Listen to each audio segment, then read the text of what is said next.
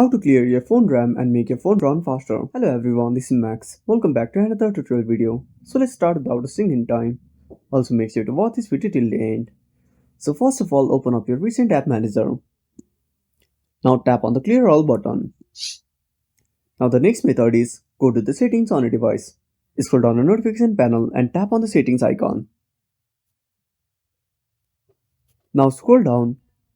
Now tap on about device. Again scroll down and tap on version. Now tap on version number 7 times.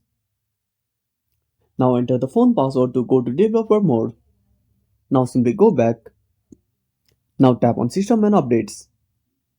Now tap on developer options. Now scroll down and find running services. Now tap on the service you don't want. Now click on stop. You can also repeat this for other process. Now tap on stop. Now go back and that's it. Thanks for watching. Make sure to subscribe our channel and hit the bell icon. See you in the next video.